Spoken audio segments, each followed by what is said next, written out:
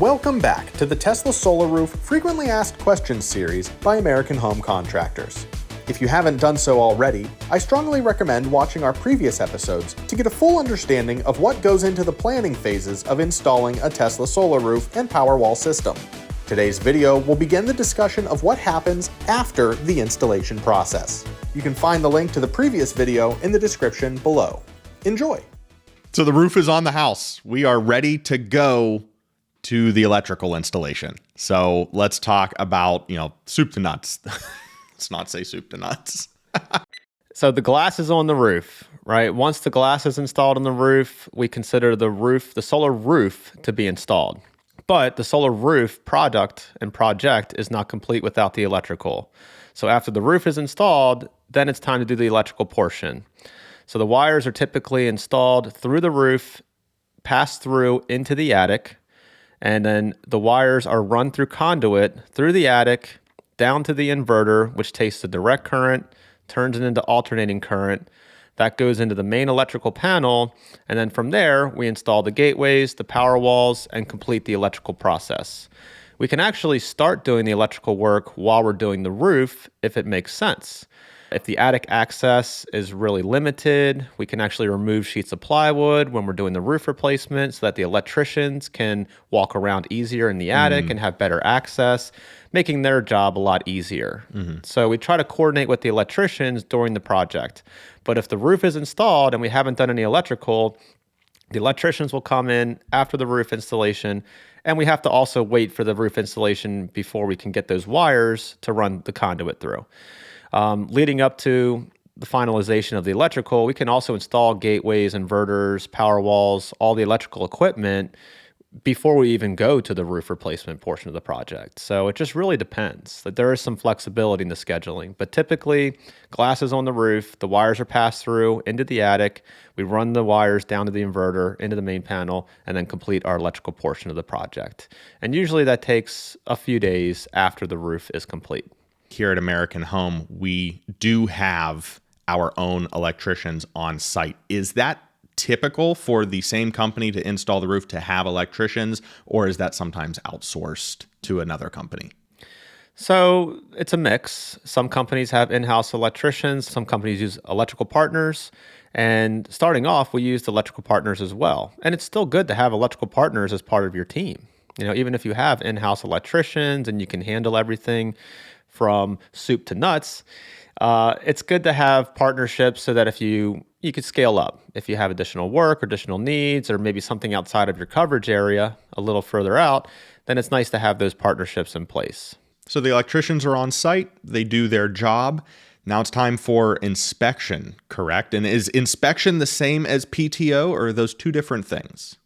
So they're two different things. So after the electrical work is completed, then we're going to call in the inspections so that the roof can get inspected for the building permit, and then the electrical work can get inspected for the electrical permit.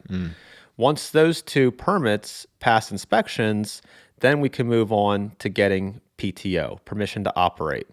We have to take the paperwork from the inspections, the past inspections, send that to the utility company so that they know that everything is good to go for meter swap, right? The utility company will come out, swap out the existing meter with a smart meter or a solar meter. And then once the utility company comes out and does that meter swap, then it's usually a day or two afterwards where they issue the official PTO, permission to operate. You get a letter saying you can turn on your system. Oh, that's so exciting. We just had a video that went live of one of our customers turning on their system. Seeing the smile on her face was it was a magical moment. But that leads to another question that I have and that we've seen a couple customers have. Are they able to flip the switch themselves? More importantly, are they able to do that without an electrician being on site? Or do they need to have some sort of supervision for turning on their system? No, the homeowner can turn the system on once they're granted permission to operate. So just flipping the breakers on, flipping the rapid shutdowns from off to on, just making sure everything is turned on with the system, which we go through, and we explain this to homeowners as we're leading up to this moment. And turning on the system's fairly easy once you know where everything is and what to do, and takes a few minutes. And then once everything's turned on, then you should start seeing the production in the Tesla app. As a Tesla Solar Roof owner yourself, what were the first points of data that you were looking at once your roof was turned on? What did you want to know right out the gate? Well, the first thing I wanted to see was I wanted to see the actual solar roof in my Tesla app because I have a vehicle as well. So once you open the app, first thing I see is my vehicle, then I swipe over, and then I see my solar roof after I swipe right, and I can see the production. I can see that you can name it, right? I just named it Tesla Solar Roof, and then I put the system size in there. So for reference, as I look at the system size, I can see how much it's producing in kilowatts. And then going through the app, you can actually see a bunch of information. So I wanted to make sure when it was installed that I saw, everything was showing up properly. And in the app, Tesla has two different visuals for either Tesla Solar Roof or panels. Tesla Solar Roof, the visualizer will show a home with the solar roof tiles. If you have panels, it'll show solar panels on top of a roof as the visualizer. So just a unique difference between the two. It's in the details. It's in the details. When you get the Tesla Solar Roof, you get the Solar Roof visualizer in your app. So looking to see that's there. And then also seeing the number of Powerwalls listed underneath the Powerwall portion of the app, it'll actually tell you. So inside of my app that's attached to my Tesla Solar Roof, I have 3 Powerwalls, which you can see, 3x. So it's important to make sure those small details are accurate because we've had issues with syncing and commissioning of the systems where not everything was showing up properly, and then we have to get Tesla, support involved and just make sure it's showing up properly. So those are the first things I look for after everything was turned on and I flipped everything to the on position. I'm not sure if we discussed this yet. How is the system communicating with your phone? Are you connecting it to your home network, or is it a standalone Wi-Fi signal? So you can connect it through Ethernet, but there is also Wi-Fi capabilities in the gateway. Yep. Right on. And I believe there's cell service in there as well. So it communicates and just makes sure that while the system's producing, it's talking to Tesla and letting them know how everything's going. But then it's also letting the homeowner know through their mobile app. Yeah, so even if your home loses internet connection, you can still have a direct line to your system. You should, in theory, if it's getting power, you should never lose connection with your Powerwall system, right? They can lose internet connection. Okay. Right. So if you plug it in through Ethernet and you lose internet, right, then you've lost internet connection. So you can't see it. But, if you lose power, it's still producing. It's just not telling you what's happening. So, if you have Starlink, you should stay online a lot more than if you have ground wires and something happens to the grid and it can't send that signal out to your house, then you're going to lose the ability to see what's happening. So it's important to make sure that, there's some backups in place so that you can, hopefully maintain internet connection if and when the power goes out. Because if you have internet and you have solar and you have batteries, then you're set. You don't necessarily need the grid depending on your production and consumption behaviors. So at the beginning of the project, we're given an estimated production size, how much our roof is estimated to produce. How similar is that to actual performance? And more importantly, how long should I wait to assess that? Because obviously, you may not get that ideal production on day one of install. So do you give it a week, 3 months, a year? What's that time scale?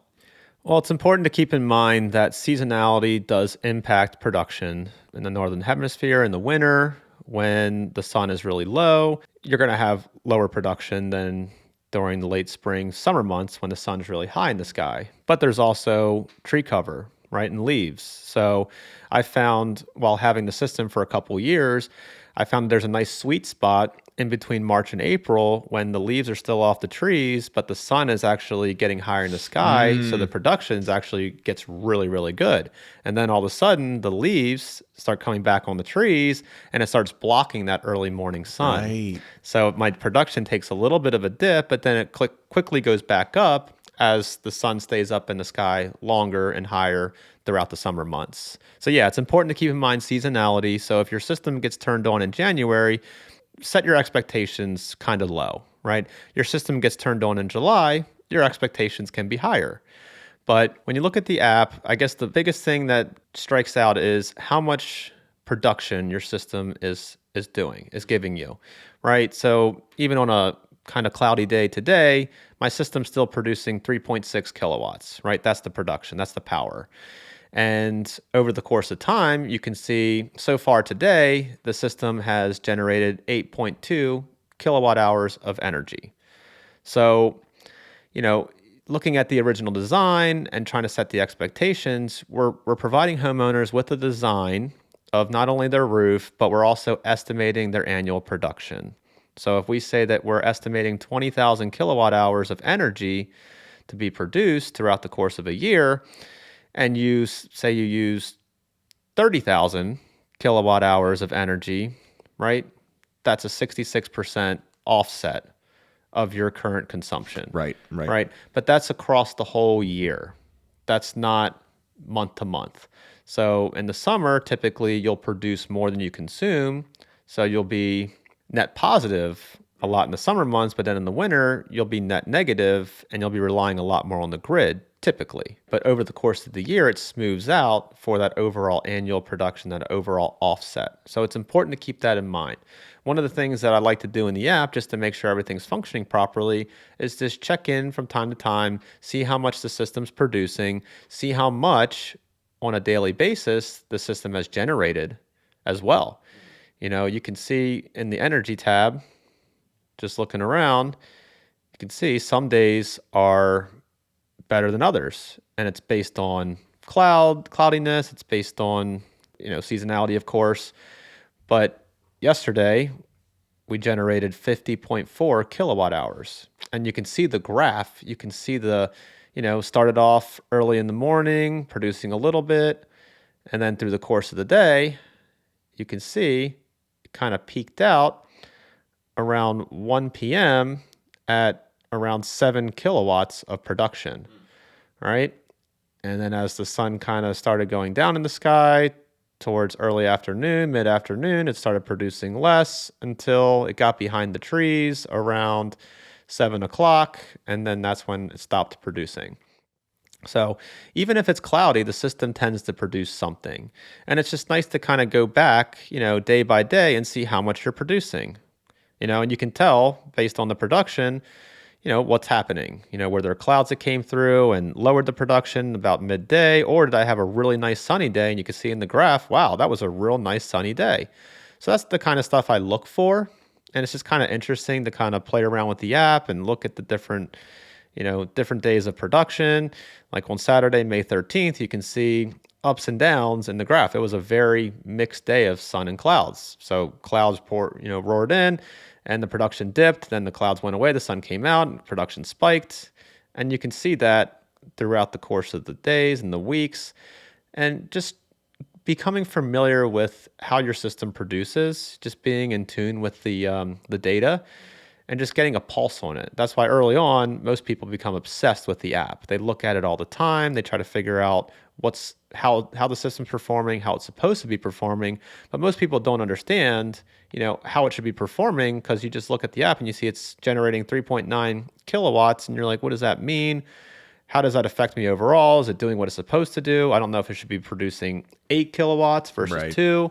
So it's important just to kind of monitor it. Just make sure that everything is maintaining, some sort of consistency over time. It's improving as the seasons progress from winter to spring to summer, and then it'll start to dip in fall as we go back into winter.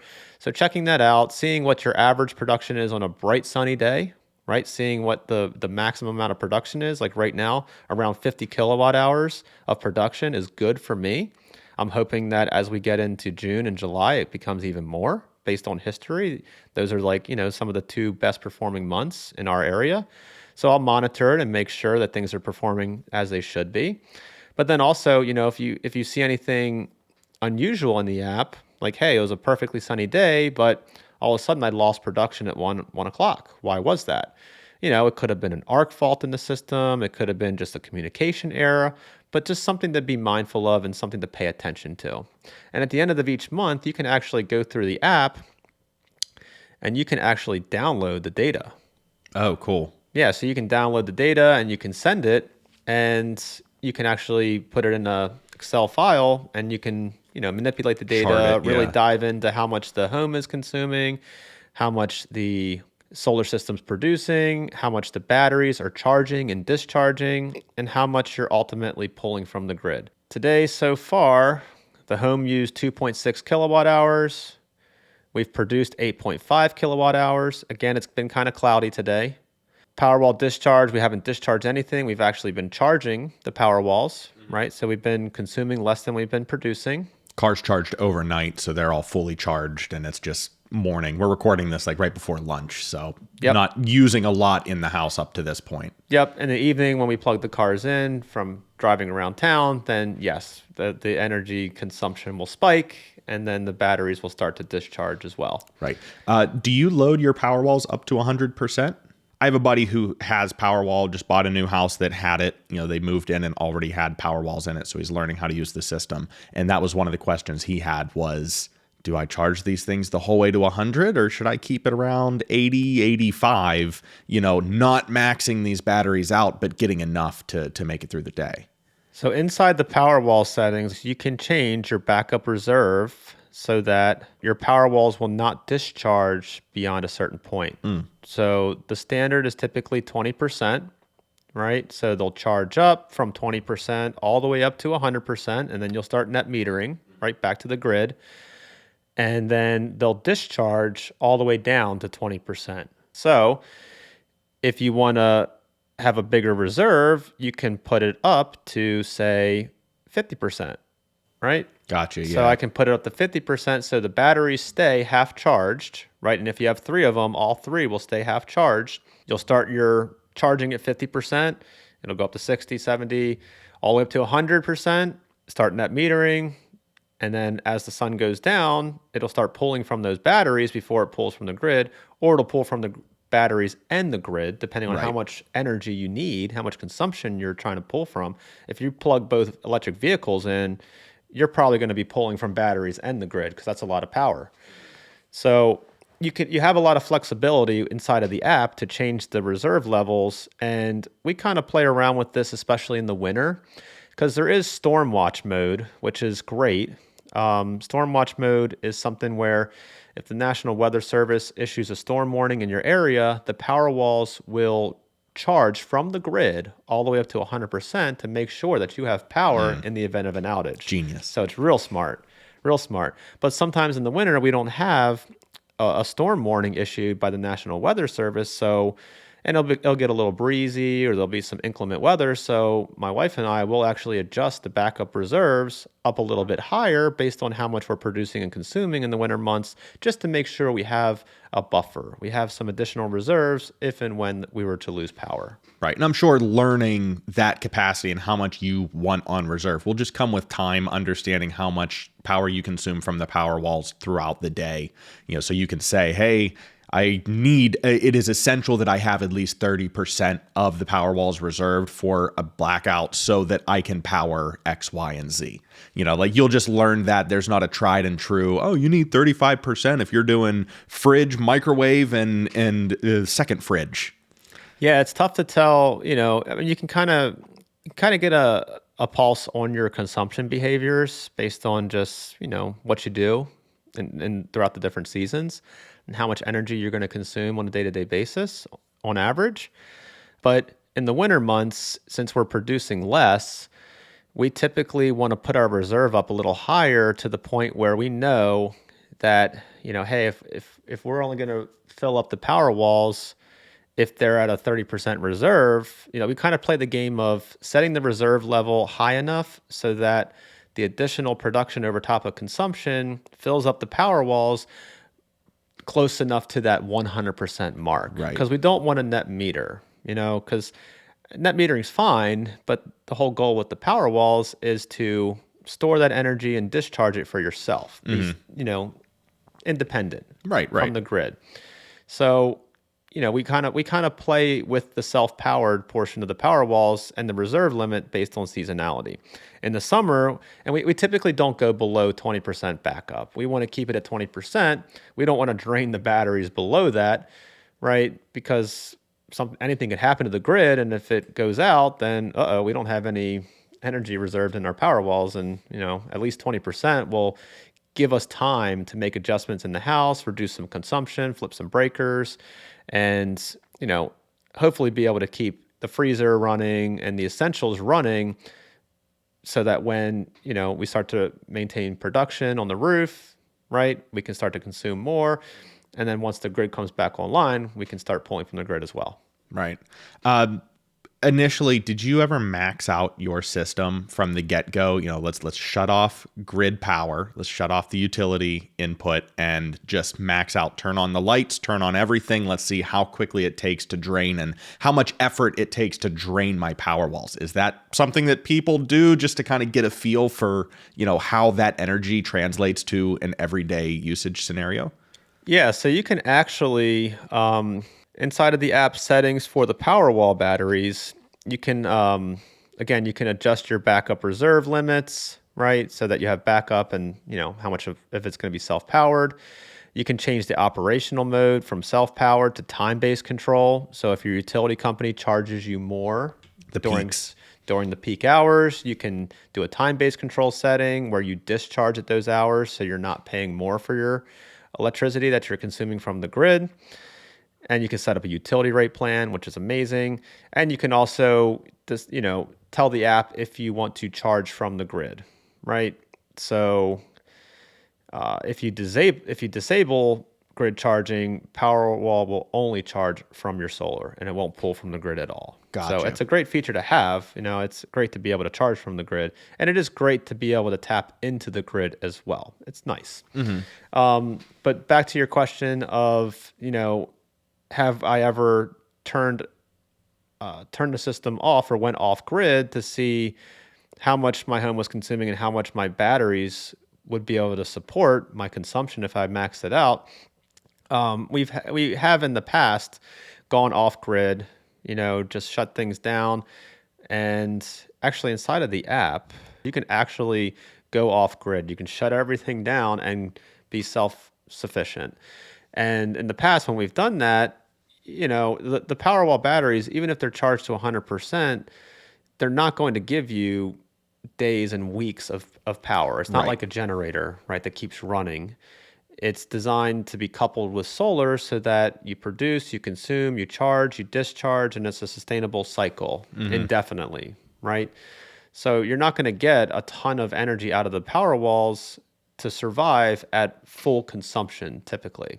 You would need to have, dozens of Powerwalls for that to happen. It would be an obscene consumption. Yeah. Yeah, and they're not designed for that. They're designed to, again, make that sustainable cycle so that you can produce, consume, charge, discharge indefinitely, and not have to rely on diesel fuel for a generator or gas for a generator or anything like that.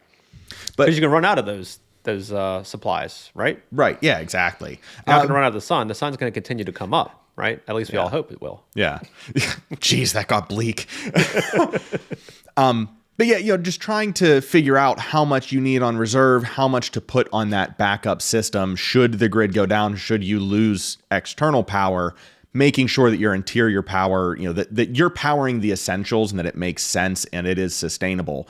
It is beneficial to go off grid just to kind of see how that all interacts. For a day, how long have you gone off grid in a test situation? We've been off grid for a few days when we've lost power, because you don't have anything to pull from except for your solar. But we've maintained reduced consumption. We'll reduce our consumption just to be frugal and just make sure that our freezer can stay on. We have the microwave. We have some outlets.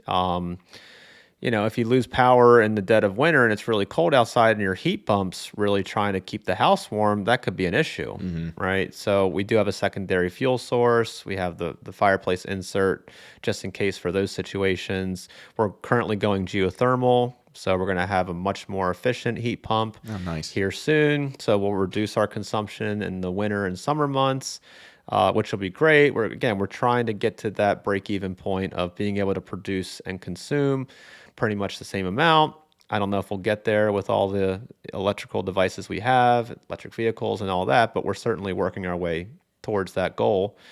But yeah, so the Powerwalls will be able to provide you with typically enough energy for your essentials until the sun comes back up and you can start producing and consuming more, and ultimately until the grid comes back online. But it's important and good to be connected to the grid. I know people talk about off-grid setups, which is kind of cool in theory, but again, you really need to think through that, because in the winter months, depending on where you are, I mean, you could have a bunch of snow and you might not be able to produce for a while. And in that case, I don't think it's reasonable to have that many batteries kind of lying around if and when that event were to happen. So